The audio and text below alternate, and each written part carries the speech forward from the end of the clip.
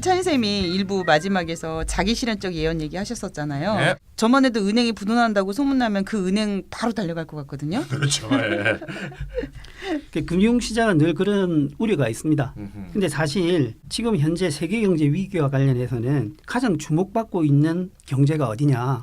바로 중국입니다. 그렇죠. 세계 경제에 큰 영향을 미치기 때문에. 그러니까 왜 아니겠어요. 네. 중국이 위험하다 이런 주목을 받는 것은 요즘에 미중 무역 전쟁을 겪고 있잖아요. 네. 그와 함께 미국 금리 인상의 여파로 중국 내부로 들어갔던 자본이 이탈할 우려가 높아졌기 때문이죠. 타격이 심할 것 같아요. 중국이. 그리고 이제 중국은 자체적으로도 빚이 상당히 많아요. 아니 그런데 중국은 그동안에 무역 흑자를 많이 누리지 않았어요? 그리고 뭐 외환 보유고도 세계 1위로 알고 있는데. 맞습니다. 예, 맞습니다. 예, 그래서 근데 위기가 네. 잘 나갈 때 항상 잘 나가는 건 아니잖아요. 예, 얘네들이 이제 잘 나가던 이제 흐름이 꺾인 거죠. 이게 이제 문제가 아니냐는 얘기를 하는 건데 올 상반기에 경상수지가 20년 만에 첫 적자가 났어요. 적자가 났어요. 보통 늘 적자를 겪는 나라야. 어머 원래 그런 건데. 그러니까 우리는 그럴 수 있다. 없잖아 흑자를 겪고 있는 나라가 적자를 봤으니까 이게 혹 이렇게 되는 거죠. 실물 경제도 옛날 많지 못하고 또 미중 무역 전쟁이 지금 가속화되고 있잖아요. 네. 그렇게 되면 이제 수출 전선에 이상이 오죠. 저는 네. 미중 무역 전쟁에서 중국이 이길 줄 알았어요. 지금 중국이 지금 자성론이 막 일고 있습니다. 지금 네. 아직 우리가 미국하고 붙을 때가 아니다. 자성론이 오고 있죠. 중국 외환 보유액이 지금 많긴 많아요. 3조 870억 달러. 우후. 그럼 우리나라 얼마지? 3조 달러. 네네, 달러. 3조 예. 달러. 야. 근데 문제는 이게 3조 달러가 무너질 것 같은 분위기가 있다는 거야. 그래도 많긴 많은데 네. 이게 시장에는 어떤 위험 신호로 이게 인식될 가능성이 높다는 거죠. 그렇구나. 그리고 중국이 금융위기, 지난 금융위기 이후에 부채 주도 성장을 해왔습니다. 그러니까 2007년까지는 중국이 수출 주도에 목매했는데 네. 미국, 유럽이 큰 타격을 받으니까 자체적으로 경기 부양을 했어요. 그래서 세계 경제를 좀 이끌어준 면도 있거든요. 그 과정에서 중국의 부채가 상당히 많이 늘어났기 때문에 금리 상승기에 중국이 한계를 노출할 것이다라는 이야기는 몇 년 전부터 계속 나왔던 평가이긴 하죠. 그러니까 통계 뭐 간단히 보면요. IMF에 따르면 이제 숫자 이게 너무 큰 숫자라서 감이 잘 안 오긴 한데 그러니까요. 네. 지난 10년간 23조 달러가 증가했다고 하는데 예. 비율로만 보면 예. 100포인트가 증가해서 250%에 이르렀다고 하거든요. 뭐 대비요? GDP 아, 대비. GDP 대비. 이럴 때는 보통 GDP 대비로 네, 네. 이렇게 하거든요. 네, 네. 1년에 내가 벌어들일 총 소득 대비 네. 빚이 얼마냐 하는데 중국이 1년 동안 벌어들이는 소득에 비해서 2.5배가 네네. 됐다라는 거죠. 아. 예전에는 1.5배였는데 네네. 근데 이 정도 수준이면 통상적으로 금융위기가 발생할 수 있다라고 하는 위험의 임계치라고 이야기들을 합니다. IMF가 최근에 또 조사한 게 재밌는 게 있는데요. 네. 중국과 같이 이렇게 GDP 대비 부채가 급속히 증가한 사례들이 여러 번 있지 않겠어요, 그 전에? 네. 그 사례 중에서 그렇죠. 43개의 사례를 이렇게 조사를 해봤대요. 네네. 그랬더니 오직 5개만이 금융위기를 피했더랍니다. 그럼 대부분 다 금융위기가 그러니까 온다라고 보여야 되겠네요. 38개는 금융위기가 왔었다는 어. 얘기죠. 예, 중국이 어떻게 될지 모르겠지만 어쨌건 네. 사례적으로는 그렇다는 얘기입니다. 그래서 물론 뭐 중국은 조금 뭐 금융위기를 피할 수 있는 이점이 좀 있긴 하죠. 예를 어떤 들면 이점이 있어요? 아까 얘기했던 뭐 경상수지 흑자가 오랫동안 누렸고 네. 최근에 4분기 때 문제가 생기긴 했지만 네. 정부의 지출 능력 즉 돈도 많고 네네. 근데 이제 문제가 지금 계속 상존하고 있는 거는 이제 미중 무역 전쟁이죠. 그래서 무역 전쟁이 경상수지에 큰 타격을 주게 되면 네. 중국이 갖고 있는 이점들이 하나하나 사라질 것이고 네. 이러면 아까 38개 사례 중에 하나에 포함될 수도 있는 그런 그렇겠네요. 위기가 있다는 얘기죠. 예. 근데 이제 이게 좀 복잡한 문제인데 지금 무역 제재 때문에 중국이 이제 경제 침체가 경기가 약간 이제 하강하고 있거든요. 네. 그러니까 무역 제재를 극복하기 위해서 중국 인민은행이 최근에 지불 준비율을 낮췄어요. 아이고 더 푸는구나. 지불 준비율을 낮췄다라는 것은 돈을 더 많이 풀었다라는 네. 이야기하거든요. 네. 그렇기 때문에 부채를 지금 잘 관리해야 된다라고 외부든 내부에든 그런 이제 지적이 많이 나오고 있는데 네. 당장 경기가 위축되는 걸 막기 위해서 지불 준비율을 낮췄단 말이죠. 그러면 오히려 또 부채를 더 키워가는 일이 발생하지 않을까. 이런 생각이 너무 들고요. 임시 방편적인 어떤 그런 대처가 그래서 제가 좀 방법이 없는 거죠. 드네요. 방법이 없는 거죠. 사실. 예. 네. 그리고 이제 아까 이야기가 좀 나왔었는데 7위안까지 가려고 하거든요. 1달러대 7위안 정도로. 네. 그러니까 미국이 중국을 환율 조작국으로 지적하려고 하는 의향을 비치고 있어요. 근데 미국이 마음대로 그렇게 자기 나라가 해도- 정하는 건데요. 그 자기 나라가 이제 미국은 깡패입니다. 타국을 대상으로 해서 예, 그렇죠.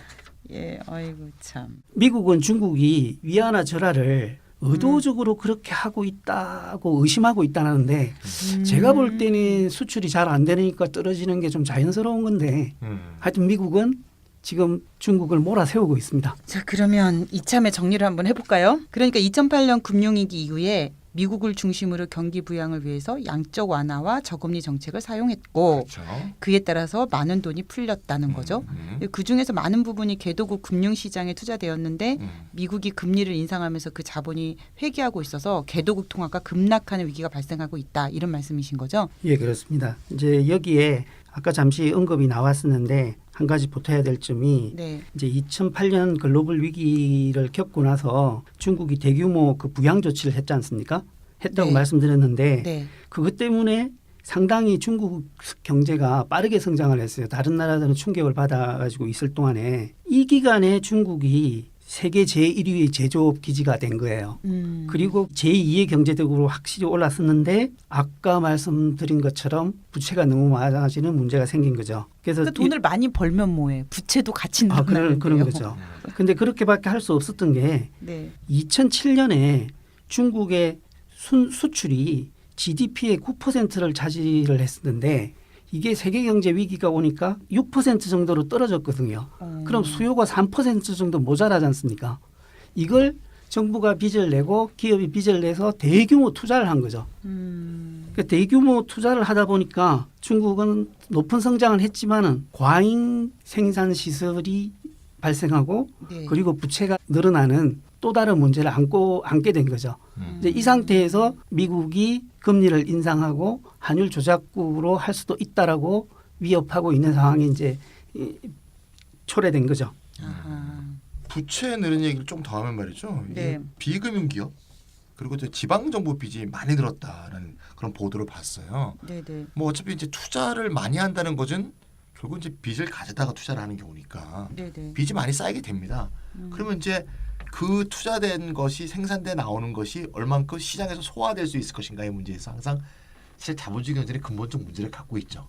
항상 그게 과잉 설비가 문제가 되는 것이고 그러면 이제 빚은 어차피 빚을 해서 이제 투자를 했으면 빚은 네네. 갚아야 되는 거 아닙니까? 그렇죠. 근데 과잉 설비 때문에 뭐 팔리지도 않는 걸 더 음. 이상 계속 투자할 수도 없는 상황 아닙니까? 그렇게 되면 이제 더 이상 투자를 할 수 없게 되면 당연히 성장률이 둔화되는 거고. 그럼 결국 이제 이게 또 불황으로 빠질 수 있는 요소도 있기 때문에 좀 그런 면에서는 연쇄적인 어떤 그런 문제가 발생할 수도 있다 이렇게 볼 수 있죠. 이 지점에서 이제 중미 무역 전쟁이 벌어지는 바람에 네. 생산한 것을 제대로 팔 수 없는 상황이 빨리 닥친 거죠. 그래 창고에 쌓이기만 하고 그런 거죠. 아, 예. 이래저래 심각하네요. 근데 저는 지금 개인적으로 궁금한데 비금융 기업이라는 표현을 하셨잖아요. 그럼 비금융 기업은 그냥 제조업. 금융이 아닌 제조업이죠, 그냥 제조업. 제조업. 예. 아, 그렇게 얘기하시면 안 돼요? 왜? 그게 경제 공부하는 사람들 문제점입니다. 예. 예. 죄송합니다. 안 그러도록 하겠습니다. 예. 예, 아 제가 이해가 네. 잘 안 돼가지고 네네. 일단 질문을 드려봤어요. 네. 지금 차 선생님께서 네. 그러니까 빚이 많아서 심각한 불황이 올 수도 있다고 말씀을 하셨는데요. 네. 부채가 많은 게 어떤 과정을 거쳐서 경제에 충격을 주는지 좀 설명을 좀 해주시면 좋을 것 같아요. 빚이 많으면 좋을 게 없는 거는 다 알죠. 근데 네. 위기의 파급 과정을 좀 구체적으로 말씀을 해주시면 6%가 좀 얘기하는 게 좋을 것 같아요. 예, 피부에 예. 좀 와닿을 것 예. 같아요. 진짜 좋은 질문입니다. 우리가 네. 이렇게 좀 상상력을 경제적인 용어를 머리에 이렇게 그릴 수 있는 게 네. 쉬운 말로 해봐요. 쉬운 말로. 아무래도 아는 사람이 쉬운 말로 하기가 쉬워요. 예. 맞아요. 예. 기업은 이제 돈을 벌기 위해서 네, 돈을 빌려와서 일단 투자를 하지 않습니까? 네. 그리고 이제 가게는 집을 사죠. 투자라는 것이 가게라 가지 말고 그냥 아, 사람이라 그래. 사람.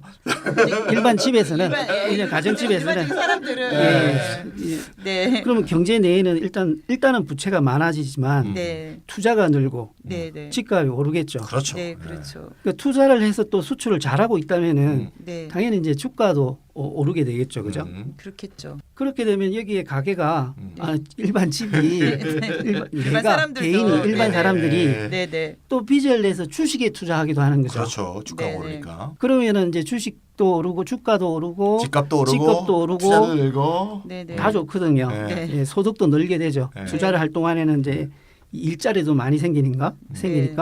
근데 무역 전쟁으로 수출 전망이 딱 어두워진단 말이죠. 네. 그럼 기업은 수출 감소로 적자를 빚게 되잖아요. 그렇겠죠. 적자를 빚기 시작하면 투자금을 갚지 못하는 거죠. 음. 그럼 주가가 떨어지면 빚을 내서 주식에 투자했던 사람들이 네. 빚을 또 제때 못 갚는 거죠.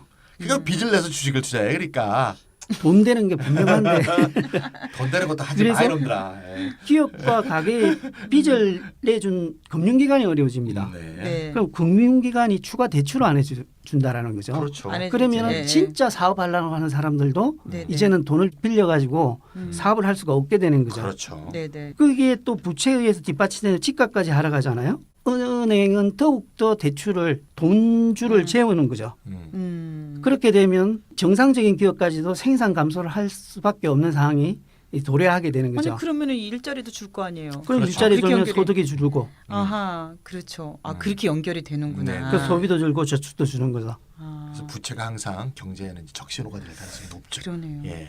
그리고 궁금한 점이 있는데요. 처음부터 은행이 일정한 한도 내에서만 대출을 해주면 되잖아요. 과하게 네. 안 해주고. 네네. 그리고 나중에 폭락해서 큰 충격을 줄 수 있는데 왜 계속 이렇게 대출을 허용하는 거죠? 근데 저는 이제 그거 생각해 보면 네.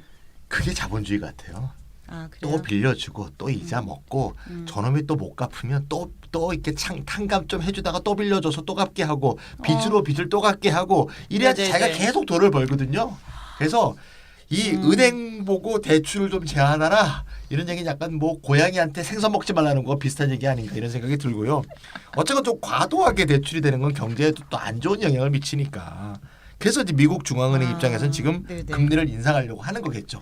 좀 대출을 좀 적게 해줘라 이런 네네. 의미에서 미국 연준이 보기에는 지금이라 이 바로 금리를 올릴 적기다 이런 얘기죠. 안 그러면 미국 경제건 세계 경제건 거품이 너무 껴있기 때문에 지금 올려야 된다 이렇게 보는 거고요. 그러다 보니까 너무 이제 금리 자꾸 올리려고 하니까 연준이 네. 트럼프는 좀 뽀르뚱해 있죠 요새. 야 지금 한참 지금 상황 좋은데 말이야. 네네. 니들도 금리도 올려갖고 괜히 미국 경제 회복 넣는 거 아니야? 좀 이런 분위기도 좀 있어서 둘 사이에 약간 갈등이 최근에 신문 보도에 자꾸 일어나고 있죠. 아. 예.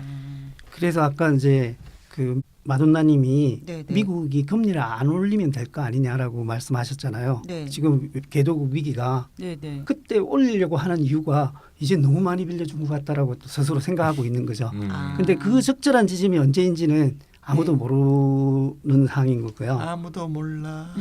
근데 이 지점에서 네. 네. 요즘에 신문을 찾아보면 자주 나오는 그 용어인데 네. 민스키 모멘트라는 게 있습니다. 민스키 모멘트요? 민스키의 순간이네요.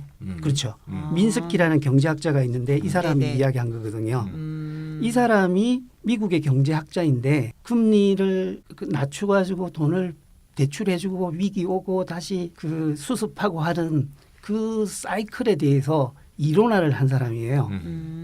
그래서 이제 민스키가 주장한 게 금융 불안정 가설인데요. 자본주의는 이럴 수밖에 없다라고 한 거거든요. 그 민스키는 금융위기를 불러오는 과정을 대출의 부실화로 시작된다라고 했는데요. 네. 민스키에 따르면 부실화가 3단계를 거친다고 했어요. 3단계가 뭐 해지 차입 1단계가 해치 본다 할 때 해치하고 같은 건데요. 위험을 방지하면서 대출해 주는 거. 그렇죠. 네네. 그다음에 투기적 차입. 그다음에 폰지 차입인데요. 예. 이거는 뭐라고 해야 되나? 폰지는 빚으로 빚을 막는 거죠, 뭐. 그렇죠. 돌려막기를 빚을 하는 돌려막기, 거거든요. 돌려막기 차입 상황이죠. 예. 아하. 그래서 네. 첫 단계에서 해지 네네. 차입 단계에서는 은행가들이 음. 채무자의 신용을 잘 살핀대요. 그래서 원금도 갚을 수 있고 금리 네네. 이자도 갚을 수 있는 사람을 보고 네. 대출을 해주는 정상적인 과정이죠. 근데 이게 좀 하다 보면 경기가 싹 살아난단 말이죠. 그렇죠. 네. 그 다음 단계로 넘어가면 이자만 갚을 수 있으면은 돈을 네. 빌려준대요. 제가 지금 무슨 생각이 났냐면요. 예전에 돈이 급하게 생활자금이 필요했어요. 네. 그래서 마이너스 통장이라는 게 있다고 예. 해서 아 옛날 얘기죠? 예, 이제 옛날에 1단계예요. 네. 그러니까 제가 이 1단계. 단계 때문에 생각이 네. 나는데 네. 1단계에 갔어요. 가서 저 마이너스 통장 만들 수 있어요. 그랬더니 막 조회를 해보시더니 안 되는데요. 그러는 거예요. 그렇죠. 근데 제가 그 이후에 한 10년 후에 다시 마이너스 통장 500만 원짜리를 만들었어요. 네네. 근데 제가 10년 전이나 10년 후에 크게 달라진 거 없거든요. 아하. 그 이제 2단계가 된 거지. 그치 2단계 아닌가 예, 싶네요. 그래서 저는 이게 네. 개인도 하여튼 이런 이 단계별로 뭐가 이제 부채와 관련해 가지고 이런 그 이 사람 민스키라는 사람이 얘기한 이 3단계 과정을 거치는 것 같아요. 아. 그리고 지금은 야. 그 앱 있는 거 아세요? 이게 뭐 이제 앱을 하나 깔면 금융 관련된 앱을 하나 깔면요. 제 신용조회를 다 해가지고 어느 은행에 금리 몇 %로 대출이 가능하다는 게 쫙 떠요. 오호. 그러니까 제 신용 등급에 그렇죠. 따라서요. 소가? 예, 오. 그래서 지금은 보면 음. 저는 사실 상황이 크게 달라지지 않았거든요. 10년 네. 전 뭐 지금이나. 근데 지금 단계는 바로 그런 거죠. 몇 개의 은행에서 투기적 단계로 예, 갔다 이 말이죠. 몇 천만 원이 대출이 가능하다면서 당장 가능하다면서 그게 막 떠요. 아하. 우리가 이걸 기억할 수 있는 게 네, 네. 카드 위기가 있었지 않습니까? 네. 그것도 비슷한 건데 카드를 여기저기서 와가지고 여러 장을 해줘야 됐었던 적이 있거든요. 그리고 그 전에는 직장 다니는 사람만 해줬었어요. 그렇죠. 초기에. 그렇죠. 예, 근데 그 다음에는 막 써서 대학생까지. 네, 네, 그리고 은행원들은 실적 쌓기 위해서 친척들한테 가서 다 만들었단 말이죠. 근데 이제 저는 그런 생각이 드는 거예요. 왜 이자만 갚을 능력이 있으면 대출을 해주냐는 거죠. 원금도 못 도무지 갚을- 원금 못 원금도 못 갚을 갚을 것 것 같은데. 아주 간단해요. 이게 좀 투기적 상황이니까 네, 예를 들면 집값이라고 봅시다. 대출해서 막 집값을 막 집을 사게 해주죠. 네, 근데 집값이 오를 거 아니에요. 네, 그렇죠. 어차피 그 집을 담보로 대출해주잖아요. 그러면 네. 걔가 원금을 못 갚아도 네. 담보로 잡고 있는 자산 가격이 올랐으니까 네, 네. 은행은 손해를 안 본다고 생각하는 거죠. 그러니까 은행은 손에 안 보지만 그 개인의 삶은 어떻게 되냐는 거예요. 뭐 근데 그 상관하지 단계 않겠다는 그 거죠. 단계에서 끝나는 네네. 게 아니에요. 아, 그래요? 혼지 차입 단계로 가면은 3단계. 네. 이자도 신경 쓰지 않고 네, 대출을 해주는 단계까지 간다는 거죠. 이게 2008년 네, 미국 금융위기 때 네. 임금이 소액인데도 네. 대저택을 살 수 있을 정도의 대출을 해줬다 그러거든요. 그때 걔한테도 대출해줬잖아요. 걔 이름으로 대출이 되던 그게 네. 100년 전의 딱그 얘기 이야기도 들은 것 아니고 같아 예전에요. 100년 전의 이야기도 아니고 2008년도의 이자 네네. 이야기고 예. 그때 이 대출 팔러 다니는 사람들은 그렇게 위험한 사람들한테 팔아야 네. 수수료가 생기니까. 수수료가 많이 생기니까 대출을 많이 해주려고 중간 뽀찌를 막 이렇게 고용을 한 거예요. 뽀찌들을.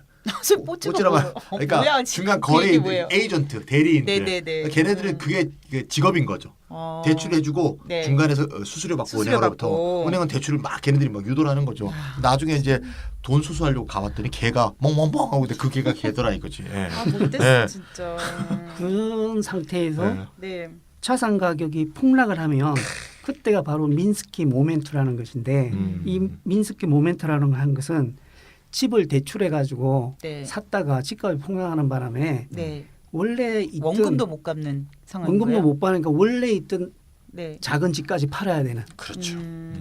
건전한 자산까지도 팔아야 빌렸던 돈을 갚을 수 있는 상황으로 빠지게 된다는 거죠. 그러면은 그런 것까지 다 시장으로 내놓을 거 아니에요? 네, 그럼 네. 집값이나 토지값은 또 더 떨어지는 거죠. 근데 저는 이해가 안 돼요. 그러니까 담보로 잡은 자산 가격이 떨어질 수도 있는데 왜 투기적 단계나 이 폰지 단계까지 대출을 해주는지 이해할 수가 없네요. 그게 인간이 이제 다 그렇다 이제 이야기한 게 이제 민스키 설명인데요. 네. 대단히 비합리적이고 네. 다른 사람들이 실적을 쌓아가면 자신만 손해 본다는 생각을 가지게 된다라는 거죠. 그러면 투기에 뛰어들게 된다라는 거죠. 비트코인이 오르니까 네. 아유 내가 그거 몰라가지고 그런가 네네. 보다 해서 빚내서 늦게 들어가 사는 사람이 나온다라는 거죠. 그러니까 그런 심리가 있죠. 우리나라 지금 집값이 누구나 그렇잖아요. 그런 게 있죠. 예. 예, 맞아요. 분양한 지 뭐 6개월밖에 안 됐는데 갑자기 2배가 돼버리고 뭐 이런 일이 지금 비일비재하기 때문에. 그러니까 그런 후회 네. 많이 하잖아요. 네. 아 진짜 음. 그때 그냥 대출해서 집 살 걸 이런 사람들 많거든요. 요새 부부 싸움이 굉장히 늘었답니다. 제가 의견 차이가 생겼던 어. 기억들이 있는 거죠. 제 주위에 갭 투자라는 걸 해서 네. 꽤 엎부른 사람이 있어요. 그러니까 네. 아유, 나도 그때 살 걸 하는 생각이 이제 든단 말이죠. 네. 아직은 안 늦었다 하는 사람이 누가 있어요. 그럴 때.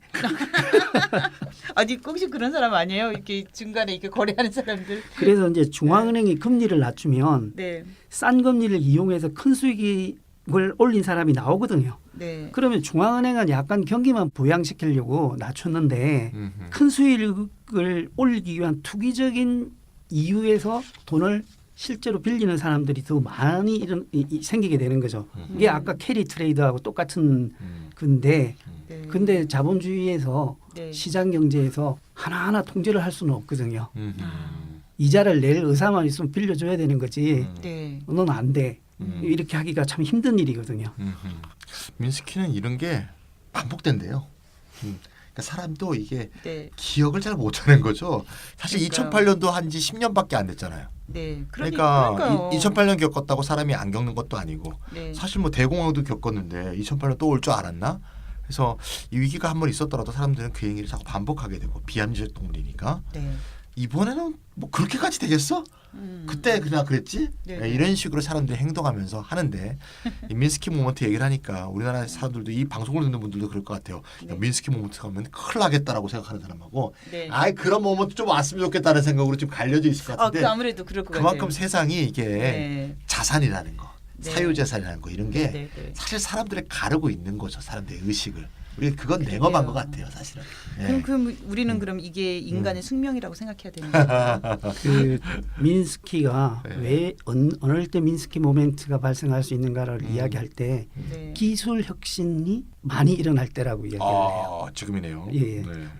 그래서 의지가 항상 겁난다네. 새로운 기술에서 네. 네. 이건 가짜가 아니야. 이번에는 달라. 네. 이렇게 생각하는 거죠. 그러니까 닷컴 버블, 닷컴 뭐 우리 그 월드 와이드 웹 닷컴. 닷컴 닷컴이 아니고 닷컴 나 때도 닷컴 얘기하는 줄 알았어. 닷컴 때도 이게 네. 그 사이트만 있으면 올라갔다 그러거든요. 그렇죠. 뭐 네네. 돈도 막 그리고 주고 지금 그랬죠. 가상화폐. 정부에서. 네. 네, 네. 이런 것들이 기술 혁신이 배경이 되니까 네. 이거는 새로운 기술에 의해서 뒷받침되고 있는 현상이지 네네. 거품이 아니야. 이렇게 생각한다라는 거죠. 그러니까. 아니 그렇게 위험한 거 알고 있는데 왜 이렇게 전 세계적으로 부채 비중이 늘어난 거죠?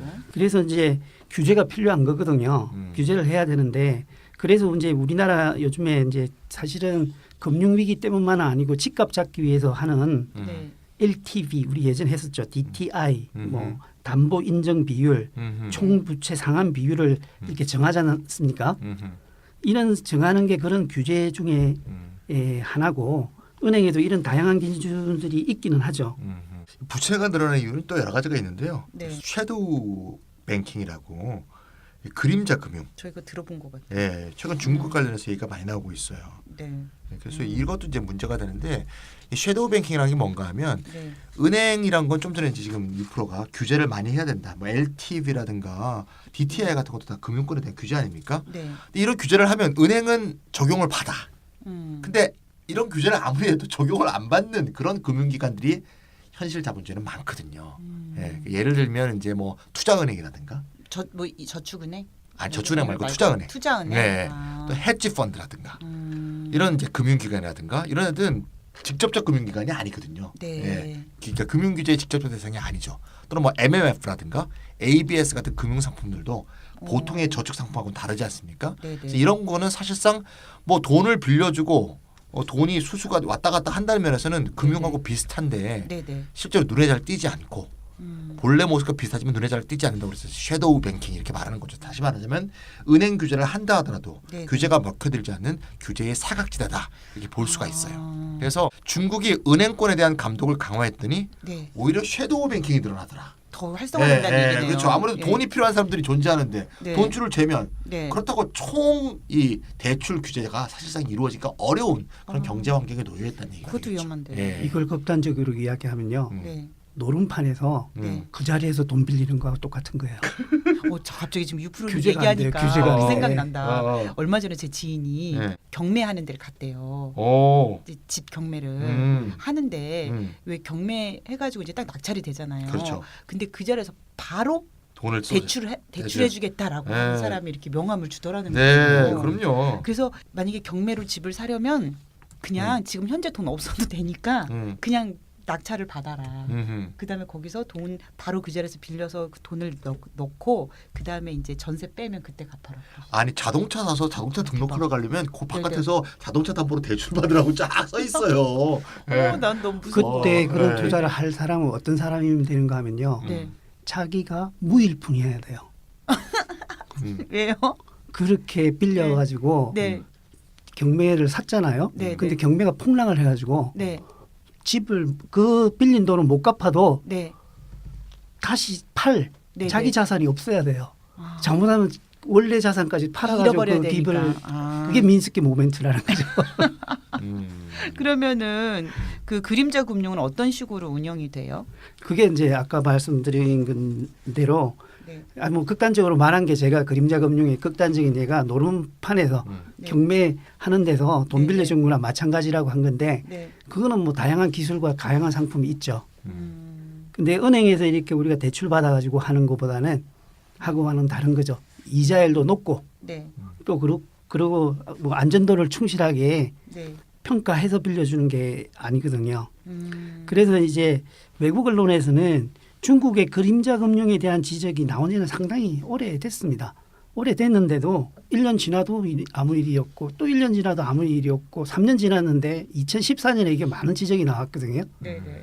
그래서 이 지적이 소용없다라고 이야기하는 사람도 있어요. 3년을 그렇게 살아왔는데. 네, 네. 근데 객관적인 지표로 보면 중국이 경제 성장을 하는데 은행 돈만 가지고는 그 돈을 다 못 대주니까 그림자 금융이 이제 막 생겨난 거죠. 그래서 중국 총 부채의 25% 정도가 그림자 금융일 거다. 상당히 위험한 대출 내부가 이루어졌다라고 이제 보고 있는 거죠. 말씀 들어보니까 이제 대충 그림자 금융이 어떤 식으로 이제 운영이 되는지는 알 것 같아요. 그런데 그러면 금융 위기가 다시 오면은 어떤 일들이 생기는 거죠? 네, 큰일이 생기죠. 예. 특히 가난한 사람한테는 큰일이 되죠. 예. 그러니까요. 미국이 2008년도에 그런 과정을 거쳐서 네. 집값이 3분의 1가량 하락했어요. 저 같은 전세인은 좀 좋기는 한데 그러면. 아니죠. 깡통 연쇄가 되죠. 아, 큰일 납니다. 예. 주식은 2분의 1로 떨어지고요. 네. 실업자가 10% 늘어나고 900만 명이 집을 잃었어요. 아니 그러면 이런 위기가 또 올 수 있다는 말씀이세요? 또 올 수 있습니다. 그러면 이런 위기가 왔을 때 부자들은 이렇게 폭락이 된 집을 또 사요. 쫙. 그렇겠죠. 예, 그러면 이제 이 위기가 극복되고 나면 빈부차가 훨씬 더 커지는 우리 외환위기 이런 때 상황이 그랬잖아요. 그렇게 돼 있죠. 예. 아까 말씀하신 지표가 2008년 그렇죠. 네. 때 미국의 지표인 것 같은데요. 그렇죠. 네. 그만한 위기가 또 온다고 말하기는 뭐 어렵지만 그 중국의 부채 기부의 객관적 지표를 보면 그럴 가능성은 있다라는 음. 네. 데 대한 대비는 해야 될 것 같아요. 어떻게 대비할까요? 그리고 이제 중국 그러니까 위기 전문가시니까. 예, 어떻게 위기 어떻게 대비해야 돼 이거? 그러니까요. 자산 투자를 안 할 수도 없고. 사실 그렇구나. 정책 당국한테는 할 이야기가 있는데 네. 개개인한테. 개개인들한테는 빚내서 지금 뭐 할 때는 아니다라는 네. 말을 왜 그렇지. 할 수 있는 그 근거 사항이 조언이 없는 거 없어요. 아, 근데 이게. 그 말씀 지금 해주셔야 돼요. 왜냐면 우리 청취자들은 정책 당국이 아니기 때문에. 근데 그런 말을 한 10년 전부터 우리가 많은 사람들이 저한테 했거든요. 네. 10년 동안 얼마나 집값이 올랐는지 아시죠? 예. 그러니까 선생님 대박감이 느껴지는 거지. 그럼 지마 살려고 그 얘기를 했나 이런 생각 들고. 예. 그러니까요. 일단은 이제 한국도 그 외환위기 때하고는 사정이 좀 다른 건 맞습니다. 네. 그러니까 외환 보유고가 상당하고 국가 재정도 위험 수준은 아니거든요. 그래서 98년과는 상황이 좀 다르긴 한데 네. 세계적인 조건은 나쁜 것 같아요. 음. 그 당시에 미국이나 유럽 쪽이 그렇게 타격을 입었던 건 아니거든요. 그러니까 금방 수출을 통해 가지고 극복이 가능했는데 우리가 지금 준비 정도는 예전보다는 나은데 세계 경제 전체가 다운돼 있는 상태라서 네. 이제 예전만큼의 위기일 수도 있다라는 경계감을 가져야 되지 않나 하는 생각은 듭니다. 그러니까 지금 세계 경제 위기에 대해서 우리가 얘기를 나눴잖아요. 네. 그러니까 세계 경제 위기가 감지되고 있다. 그리고 예전처럼 또 그렇게 어려워질 수 있다. 하지만 그 전에 그래도 예전만큼 뭐 그렇게 대처 능력이 떨어지는 건 아니니 지금이라도 좀 대처를 해야 되지 않겠냐 이렇게 제가 이해를 해도 될까요? 예, 프로님? 그렇습니다. 예. 예. 마무리를 해놓고 보니까 뭔가 속 시원하진 않네요. 네, 속 시원하지 않죠. 속 시원하지 않아요. 아주 시원하지 않아요. 어떻게 해야 되지? 음. 뭐 그럼 개인은 그럼 어떻게 해야 되는 거고 정책 당국은 또 어떻게 또 적절하게 통제하고 규제해야 하는 것인지 그게 자본주의에 네. 살아가는 상황인 거 아닐까요? 자본주의 살아가는 삶이 아닐까 싶어요. 아니 그런데요 네. 그렇게 인정하기도 좀 또 어려운 답답하죠. 게 답답한 게 지금 음. 중국은 또 우리나라랑 또 경제적으로는 아주 밀접하게 연관되어 있기 때문에 그게 또 걱정이 돼요. 그러니까 요새 이제 자본이 네, 활로가 없으니까 네. 계속 하는 소리가 통일이잖아요. 아 예. 통일 말고 활로가 없는 것 같이 요새는 얘기하고 있어서 그러니까요. 그것도 참 보고 있기 참 이 양가적인 입장이 든다고나 할까. 예. 맞아요. 제 생각에 정책 당국한테 뭐 좀 주문을 한다면 음. 네. 사실 정책 당국자나 정치인들은 법을 거품을 막기가 상당히 불리한 위치에 있습니다. 그렇죠. 네. 거품을 막는다라고 하는 것은 음. 당장 눈에는 경기가 약간 죽는 걸로 나타나거든요. 그렇죠. 네, 네. 그러니까 그러니까 되게 데미지가 있죠. 난리 나죠. 정치인들로서는. 그렇죠. 예, 그러니까 정책 그 다음 사람들도 정권에만 그렇고. 무너지면 되거든요. 자기 정권에도 안 무너지면 되거든요. 이런 마음으로 그러니까 자꾸 대비해서는 안 거품을 된다. 좀 유지하게 되는 네. 경향이 있죠. 있죠. 네. 그러니까 그러니까요. 트럼프가 지금 썩내는 것은 정치인이기 때문에 화를 내는 거거든요. 아. 경기 한참 좋은데 아. 네, 네, 이렇게 되는 거거든요. 제 남일 같지 않네요. 네. 예. 자, 오늘 신흥국의 통화가치 폭락과 부채 확산이라는 어떤 이런 현상들을 통해서 세계 경제 위기의 가능성을 살펴봤는데요. 네. 예. 다음엔 또 이거랑 이어서 또 어떤 좀 좋은 이야기들이 좀 이어졌으면 좋겠다는 생각이 들고요. 네. 오늘 이렇다 110에는 이것으로 마치도록 하겠습니다. 안녕히 계세요. 고맙습니다. 감사합니다.